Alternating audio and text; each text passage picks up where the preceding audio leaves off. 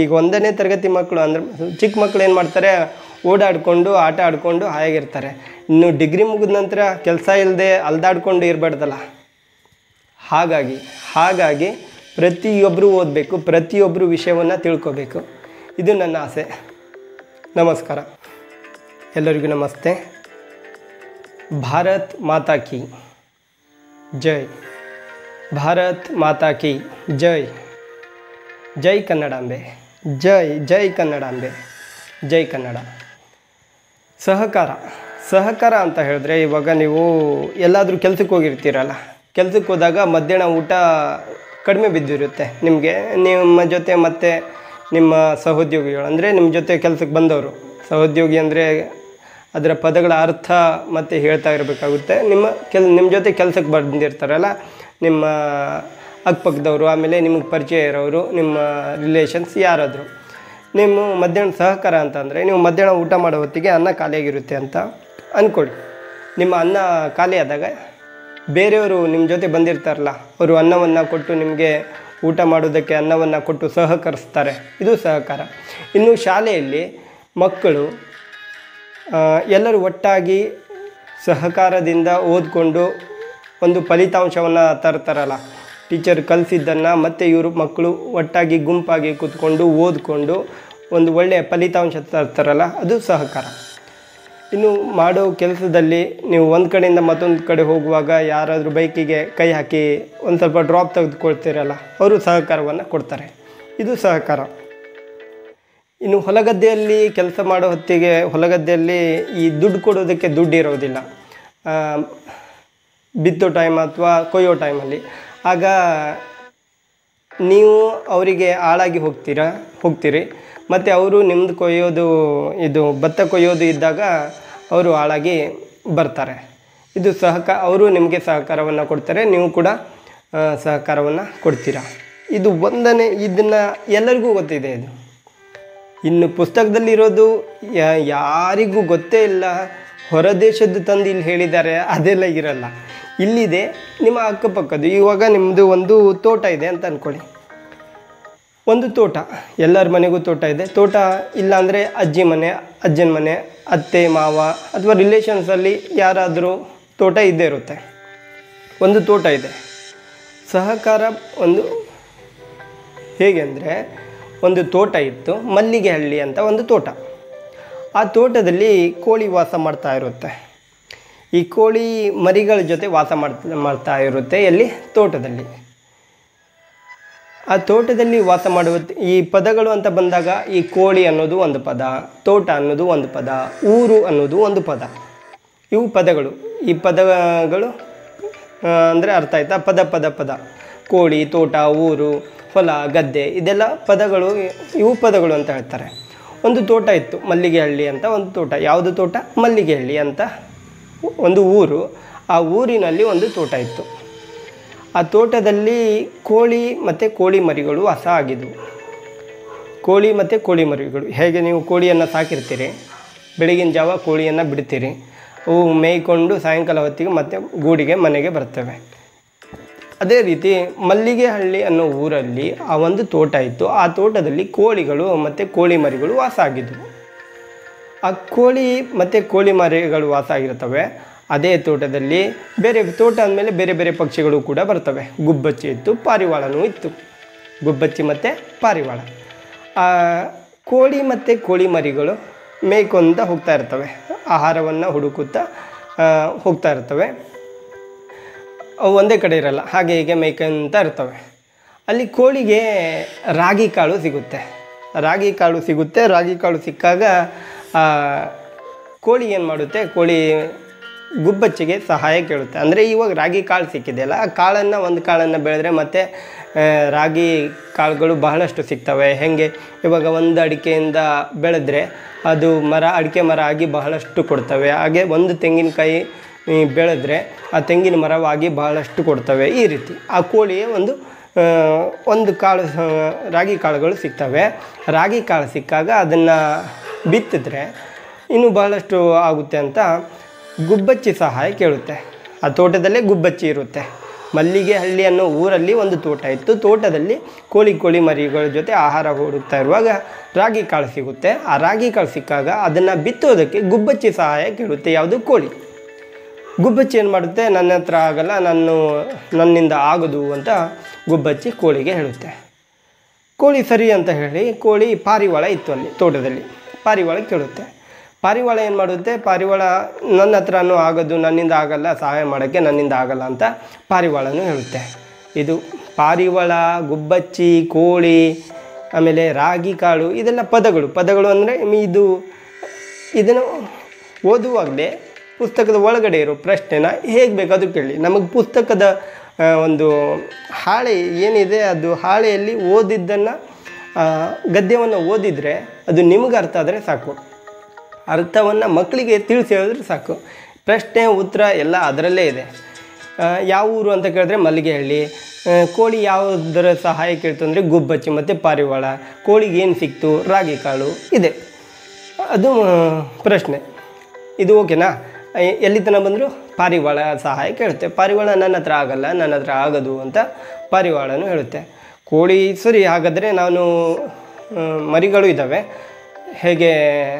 ಹೇಗಾದರೂ ಮತ್ತು ರಾಗಿ ಕಾಳು ಸಿಕ್ಕಿದೆ ಅಲ್ಲ, ಮತ್ತು ರಾಗಿ ಕಾಳು ಬಿತ್ತದ ಮತ್ತು ಬಹಳಷ್ಟು ಸಿಗುತ್ತೆ. ಕೋಳಿ ಮತ್ತು ಕೋಳಿ ಮರಿಗಳು ಸೇರಿಕೊಂಡು ಆ ರಾಗಿ ಕಾಳನ್ನು ತಾವೇ ಬಿತ್ತುತ್ತವೆ. ರಾಗಿ ಕಾಳನ್ನು ಬಿತ್ತುತ್ತವೆ.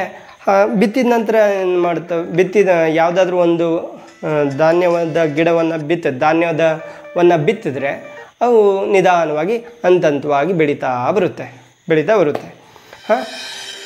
ಆ ಥರ ಬೆಳೀತಾ ಆ ಪೈರು ದೊಡ್ಡದಾಗ್ತಾ ಹೋಗುತ್ತೆ. ರಾಗಿ ಕಾಳಿನ ಪೈರು ದೊಡ್ಡದಾಗ್ತಾ ಹೋಗುತ್ತೆ. ಆಮೇಲೆ ತೆನೆನೂ ಬರುತ್ತೆ ರಾಗಿ ಕಾಳಿಗೆ. ತೆನೆ ಬಂದ ನಂತರ ಕೊಯ್ಬೇಕಲ್ಲ, ಅದನ್ನ ಕಾಳನ್ನು ಸಂಗ್ರಹ ಮಾಡಬೇಕು. ರಾಗಿ ಕಾಳು ತೆನೆಯಲ್ಲಿ ಕಾಳನ್ನು ಬಿಟ್ಟಿದೆ, ಕೊಯ್ಬೇಕೀಗ. ಹಾಗಾಗಿ ಮತ್ತೆ ಗುಬ್ಬಚ್ಚಿ ಸಹಾಯ ಕೇಳುತ್ತೆ. ಯಾವುದು? ಕೋಳಿ. ಬಿತ್ತಕ್ಕೂ ಕೇಳಿದಾಗೂ ಗುಬ್ಬಚ್ಚಿ ಬರಲಿಲ್ಲ, ಪಾರಿವಾಳನೂ ಬರಲಿಲ್ಲ ಸಹಾಯ ಮಾಡೋಕ್ಕೆ ಬಿತ್ತೋ ಟೈಮಲ್ಲಿ. ಇನ್ನೂ ರಾಗಿ ಕಾಳು ಬೆಳೆದು ಬಂದ ನಂತರ ಈಗಲಾದರೂ ಸಹಾಯ ಮಾಡುತ್ತೆ ಅಂತ ಆ ಕೋಳಿ ಗುಬ್ಬಚ್ಚಿಗೆ ಕೇಳುತ್ತೆ. ಗುಬ್ಬಚ್ಚಿ ನನ್ನಿಂದ ಆಗೋದು, ನನ್ನಿಂದ ಆಗಲ್ಲ ಅಂತ ಈಗಲೂ ಹೇಳುತ್ತೆ. ಇನ್ನೂ ಕಾಳು ಬಂದ ನಂತರನೂ ನನ್ನಿಂದ ಆಗಲ್ಲ ಅಂತ ಹೇಳುತ್ತೆ. ಆಮೇಲೆ ಕೋಳಿ ಏನು ಮಾಡುತ್ತೆ? ಪಾರಿವಾಳ ಇತ್ತು ಅದೇ ತೋಟದಲ್ಲಿ. ಪಾರಿವಾಳ ಕೇಳುತ್ತೆ. ಪಾರಿವಾಳ ಕೂಡ ನನ್ನಿಂದ ಆಗಲ್ಲ ಅಂತ ಪಾರಿವಾಳನೂ ಹೇಳುತ್ತೆ ಕೋಳಿಗೆ. ನನ್ನಿಂದ ಆಗಲ್ಲ ಅಂತ ಹೇಳಿದ ನಂತರ ಇನ್ನು ಕೋಳಿ ಏನು ಮಾಡುತ್ತೆ? ಈಗ ಹೇಗಾದರೂ ಕಾಳು ಬಂದಿದೆಯಲ್ಲ, ರಾಗಿ ಕಾಳು ಬಿತ್ತೋ ಟೈಮಲ್ಲೂ ಕೂಡ ತಾನು ಮತ್ತು ತನ್ನ ಮರಿಗಳನ್ನು ಕೂಡಿಕೊಂಡು ಬಿತ್ತಿತ್ತು. ಈಗ ಕಾಳು ಬಂದಾಗಿದೆ, ತೆನೆ ಬಂದಾಗಿದೆ. ಈಗಲೂ ಕೂಡ ಯಾವುದದು ಗುಬ್ಬಚ್ಚಿ ಮತ್ತು ಪಾರಿವಾಳ ಈಗಲೂ ಸಹಾಯ ಮಾಡೋಕ್ಕೆ ಬರಲಿಲ್ಲ. ಹಾಗಾಗಿ ಕೋಳಿ ತನ್ನ ಮರಿಗಳನ್ನು ಕರ್ಕೊಂಡು ಅದನ್ನು ರಾಗಿ ಕಾಳನ್ನು ಕೊಯ್ದು ಶೇಖರಣೆ ಮಾಡಿಕೊಂಡು ಇಡುತ್ತೆ. ರಾಗಿ ಕಾಳುಗಳನ್ನು ಶೇಖರಣೆ ಮಾಡಿ ಇಟ್ಕೊಳ್ಳುತ್ತೆ. ಕಡೆಗೆ ತಿನ್ನೋಕೆ ಬೇಕಲ್ಲ ತನ್ನ ಮರಿಗೆ ಮತ್ತು ಕೋಳಿಗೆ. ಒಂದಿನ ಏನಾಗುತ್ತೆ? ಗುಬ್ಬಚ್ಚಿಗೆ ಮತ್ತು ಪಾರಿವಾಳಕ್ಕೆ ಹಸಿವಾಗುತ್ತೆ. ಗುಬ್ಬಚ್ಚಿ ಮತ್ತು ಪಾರಿವಾಳಗೆ ಹಸಿವಾದಾಗ ಅವು ಬಂದು ಕೋಳಿ ಕೇಳುತ್ತೆ, ಹಸಿವಾಗಿದೆ, ರಾಗಿ ಕಾಳು ಕೊಡು ಅಂತ ಕೇಳುತ್ತೆ. ನಾನು ನಿಮಗೆ ಸಹಾಯ ಕೇಳಿದಾಗ, ರಾಗಿ ಕಾಳು ಸಿಕ್ಕಾಗ ಸಹಾಯ ಕೇಳಿದಾಗ ನನಗೆ ಸಹಾಯ ಮಾಡೋಕ್ಕೆ ನೀವು ಬರಲಿಲ್ಲ. ಈಗ ನಾ ಯಾಕೆ ಕೊಡಬೇಕು ಅಂತ ಕೋಳಿ ಕೇಳುತ್ತೆ. ಗುಬ್ಬಚ್ಚಿ ಮತ್ತು ಪಾರಿವಾಳಿಗೆ ನಾಚಿಕೆಯಾಗಿ ತಲೆ ತೆಗೆಸ್ಕೊಂಡು ಸುಮ್ಮನೆ ಇರ್ತವೆ. ಕೋಳಿಗೆ ಅಯ್ಯೋ ಪಾಪ ಅಂತ ಅಂದ್ಕೊಂಡು ರಾಗಿ ಕಾಳನ್ನು ಗುಬ್ಬಚ್ಚಿ ಮತ್ತು ಪಾರಿವಾಳಕ್ಕೆ ಕೊಡುತ್ತೆ. ಇದು ಎರಡನೇ ತರಗತಿಯ ಎರಡನೇ ಪಾಠ. ಇನ್ನು ಒಂದನೇ ಪಾಠದಲ್ಲಿ ಪದ್ಯದಲ್ಲಿ ಪದ್ಯ ಗದ್ಯ ಸ್ವಲ್ಪ ಪೋಯೆಟ್ ಭಾಳ ಕನ್ಫ್ಯೂಷನ್ ಆಗುತ್ತೆ. ಪದ್ಯನ ಒಂದು ಸರಿ ಪದ್ಯ ಹೇಳೋ ಮುಂದೆ ಗದ್ಯ ಹೇಳ್ಬಿಡ್ತೀನಿ, ಗದ್ಯ ಹೇಳೋ ಮುಂದೆ ಪದ್ಯ ಹೇಳ್ಬಿಡ್ತೀನಿ. ಒಂದನೇ ಪದ್ಯ ಏನಿತ್ತಂದರೆ, ಪದ್ಯ ತಾಯಿಗೆ ನಮಸ್ಕಾರ ಮಾಡಬೇಕು, ಮನೆಯಲ್ಲಿ ತಂದೆಗೆ ನಮಸ್ಕಾರ ಮಾಡಬೇಕು, ಆಮೇಲೆ ವೈದ್ಯರಿಗೆ, ಗುರುಗಳಿಗೆ, ಆಮೇಲೆ ರೈತರಿಗೆ, ಆಮೇಲೆ ಯೋಧರಿಗೆ ನಮಸ್ಕಾರವನ್ನು ಮಾಡಬೇಕು ಅನ್ನೋದು ನಮಗೆ ಒಂದನೇ ತರಗತಿಯಲ್ಲಿ ಮೊದಲನೇ ದಿನವೇ ಹೇಳ್ಕೊಡುವಂಥ ಇದು ಪದ್ಯ ಆಗಿದೆ. ನೀವು ನಮಸ್ಕಾರ ಯಾರ್ಯಾರಿಗೆ ಮಾಡಬೇಕು ಅಂತ ಅನಂತರ ಎರಡನೇದಲ್ಲಿ ಒಂದು ಸಹಕಾರ ಅನ್ನೋ ಒಂದು ಯಾವುದು ಅರ್ಥಪೂರ್ಣತೆ ಇರುವ ಒಂದು ಕಥೆ ಇದೆ. ಯಾವುದು ಸಹಕಾರ. ಇದು 1 ಮತ್ತು 2 ಇದು ಯಾವುದು 1ನೇ ತರಗತಿಯ 2 ಪಾಠಗಳು, ಒಂದು ಪದ್ಯ ಒಂದು ಪಾಠ ಮುಗೀತು. ಇನ್ನು 3ನೇದರಲ್ಲಿ ಏನಿದೆ ಅಂದರೆ 3ನೇದರಲ್ಲಿ ಅದು 1 2 ಬಾಳೆಲೆ 2 3 4 ಅನ್ನವ ಹಾಕು 5 6 ಬೇಳೆ ಸಾರು 7 8 ಪಲ್ಯದಂಟು 9 10 ಎಲೆ ಮುರಿದತ್ತು 1ರಿಂದ 10 ಹೀಗಿತ್ತು. ಊಟದ ಸಮಯ ಮುಗಿದಿತ್ತು. 1 2 ಬಾಳೆಲೆ 2. ಇವಾಗ ನಿಮ್ಮನೇಲಿ ಯಾವುದಾದ್ರೂ ಪೂಜೆ ಇದ್ದಾಗ ಏನು ಮಾಡ್ತೀರಾ ಅಂದರೆ ನೆನ್ಪಿಟ್ಕೊಳ್ಳಿ. ಈಗ ಮಕ್ಕಳಿಗೋಸ್ಕರ ಅಂದಮೇಲೆ ನೀವು ದುಡ್ಡೆಲ್ಲ ಖರ್ಚು ಮಾಡಿ ಎಲ್ಲ ವಸ್ತುವನ್ನು ಓದೋಕ್ಕೆ ಬರೆಯೋದಕ್ಕೆ ಆಮೇಲೆ ಪೆನ್ನು ಪೆನ್ಸಿಲು ಸ್ಕೆಚ್ಚು ಪೇಂಟು ಎಲ್ಲ ತಂದು ಕೊಡ್ತೀರಾ. ಹಾಗಾಗಿ ಇದನ್ನು ಮಾಡಿ, ಏನು ತೊಂದರೆ ಇಲ್ಲ. ಒಂದು ಬಾಳೆ ಎಲೆಯನ್ನು ತೆಗೆದುಕೊಂಡು ಬನ್ನಿ. 1 2 ಬಾಳೆಲೆ 2 ಮಕ್ಕಳಿಗೆ ಬಾಳೆ ಎಲೆಯನ್ನು ಹರಡೋದನ್ನು ಹೇಳಿಕೊಡ್ಬೇಕು. ಊಟ ಮಾಡೋ ಹೊತ್ತಿಗೆ 1 2 ಬಾಳೆಲೆ 2 3 4 ಅನ್ನವ ಹಾಕು 3 4 ಅಂತ ಹೇಳಿ ಅನ್ನವನ್ನು ಹಾಕಬೇಕು. 5 6 ಬೇಳೆ ಸಾರು. ಯಾವ ಸಾರಾದರೂ ಮಕ್ಕಳಿಗೆ ಗೊತ್ತಿರಲ್ಲ. ಬೇಳೆ ಯಾವ ಹಲಸಂದಿ ಹಾಕಿದ್ರೋ ಅಥವಾ ತೊಗರಿ ಬೇಳೆನೋ ಕಡಲೆ ಬೇಳೆನೋ ಅಥವಾ ತರಕಾರಿನೋ ಟೊಮೆಟೊ ಬಟಾಟಿ ಯಾವುದಂತ ಗೊತ್ತಾಗಲ್ಲ. ಇದು ಬೇಳೆ ಸಾರು ಅಂತ ಹಾಕಬೇಕು. 1 2 ಬಾಳೆಲೆ 2 3 4 ಅನ್ನ ಹಾಕು 5 6 ಬೇಳೆ ಸಾರು. ಇನ್ನು 7 8 ಪಲ್ಯ ದಂಟು ಆಗಲೇಬೇಕು ಅಂತ ಇಲ್ಲ. ಬಸಳೆ ಸೊಪ್ಪು ಏನಾದರೂ ಹಿತ್ತಲಲ್ಲಿ ಬೆಳೆದಿದ್ರೆ ಆ ಬಸಳೆ ಸೊಪ್ಪಿನ ದಂಟು ತೆಗೆದುಕೊಂಡು ಬಂದು ತೋರಿಸಿ. 7 8 ಪಲ್ಯ ದಂಟು. 9 10 ಎಲೆ ಮುರಿದತ್ತು. ಮೊದಲು 1 2 ಬಾಳೆಲೆ ಹರಡಿದ್ರಿ. ಇನ್ನು 9 10 ಎಲೆ ಮುರಿದತ್ತು. 1ರಿಂದ 10 ಹೀಗಿತ್ತು. ಊಟದ ಸಮಯವು ಮುಗಿದಿತ್ತು. ಇದು ಕೇವಲ ನಾವು 10ರಿಂದ 15 ನಿಮಿಷದಲ್ಲಿ 3 ಪಾಠವನ್ನು ಮುಗಿಸಿದ್ದೀವಿ. ಇನ್ನು 1 ವರ್ಷದ ರೇಂಜಿಗೆ ಅವರು 1ನೇ ತರಗತಿಯನ್ನು ಓದ್ತಾರೆ. ಹಾಗಾಗಿ ಇದು ಪ್ರತಿಯೊಬ್ಬರಿಗೂ, ತಂದೆ ತಾಯಿ ಪೋಷಕರಿಗೆ, ನೀವು ನಿಮ್ಮ ಮಕ್ಕಳಿಗೆ ಮಾತ್ರ ಅಲ್ಲದೆ ನಿಮ್ಮ ಊರಲ್ಲಿ ಇದೆಲ್ಲ ಮಾಡಲೇಬೇಕು ಅಂತ ಅಲ್ಲ. ಇದು ಯಾರಿಗಾದರೂ ಇವಾಗ ತಾಯಿಗೆ ನಮಸ್ಕಾರ ಮಾಡೋದು, ಆಮೇಲೆ ತಂದೆಗೆ ನಮಸ್ಕಾರ ಮಾಡೋದು, ವೈದ್ಯರಿಗೆ ನೀವು ಆಸ್ಪತ್ರೆಗೆ ಹೋದಾಗ ನಮಸ್ಕಾರ ಅಂತಲೇ ಹೇಳ್ತೀರಿ.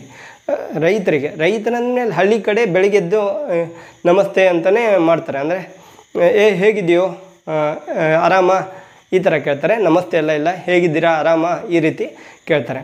ಇದು ಒಂದು ನಮಸ್ಕಾರದ ಒಂದು ಭಾವನೆಯಲ್ಲಿ ಅವರು ಮಾತಾಡಿಸ್ತಾರೆ. ಆಮೇಲೆ ರೈತರಿಗೆ, ಯೋಧರಿಗೆ ಪ್ರತಿಯೊಬ್ಬರು ನಾವು ಪ್ರೈಮರಿ ಇದ್ದಾಗಲೇ ಏನಾಗಬೇಕು, ಸೈನಿಕ ಆಗಬೇಕು ಅಂತ ಹೇಳ್ತಿದ್ವಿ. ಸೈನಿಕ ಆಗಬೇಕು. ಇದು ನಾವು ತಿಳ್ಕೊಂಡು ಮಕ್ಕಳಿಗೆ ಹೇಳಬೇಕು. ಮಕ್ಕಳಿಗೆ ತಿಳುವಳಿಕೆ ಮಾಡಿಕೊಡ್ಬೇಕು. ನಿಮಗೆ ಓದೋಕ್ಕೆ ಬರೆಯೋಕ್ಕೆ ಬರಲಿಲ್ಲ ಅಂದರೂ ಕೂಡ ಇದನ್ನು ಹೇಳೋದಕ್ಕೆ ಯಾರಾದರೂ ಹೇಳ್ಬೋದು. ನೀವೇ ಒಂದು ಕಥೆಯನ್ನು ಕಟ್ಟಿ ಹೇಳ್ಬೋದು ಮಕ್ಕಳಿಗೆ. ಇದೊಂದೇ ಅಲ್ಲ, ಸಹಕಾರದಲ್ಲಿ ಬೇರೆ ಬೇರೆ ಅರ್ಥದಲ್ಲಿ ಮಕ್ಕಳಿಗೆ ತಿಳುವಳಿಕೆಯನ್ನು ಹೇಳ್ಕೊಡ್ಬೇಕು. ಯಾಕಂದರೆ ಇದು 1ನೇ ತರಗತಿಯಿಂದ ಬರ್ತಾ ಇದ್ದೀವಿ ಅಂದರೆ ಮುಂದೆ ಡಿಗ್ರಿ ಮುಗಿದ ನಂತರ ಮತ್ತೆ 1ನೇ ತರಗತಿಯ ಬುದ್ಧಿಯ ಹಾಗೆ ಅವರು ಈಗ 1ನೇ ತರಗತಿ ಮಕ್ಕಳು ಅಂದರೆ ಚಿಕ್ಕ ಮಕ್ಕಳು ಏನು ಮಾಡ್ತಾರೆ, ಓಡಾಡಿಕೊಂಡು ಆಟ ಆಡಿಕೊಂಡು ಹಾಯಾಗಿರ್ತಾರೆ. ಇನ್ನು ಡಿಗ್ರಿ ಮುಗಿದ ನಂತರ ಕೆಲಸ ಇಲ್ಲದೆ ಅಲ್ದಾಡ್ಕೊಂಡು ಇರಬಾರ್ದಲ್ಲ. ಹಾಗಾಗಿ ಪ್ರತಿಯೊಬ್ಬರು ಓದಬೇಕು, ಪ್ರತಿಯೊಬ್ಬರು ವಿಷಯವನ್ನು ತಿಳ್ಕೋಬೇಕು. ಇದು ನನ್ನ ಆಸೆ. ನಮಸ್ಕಾರ.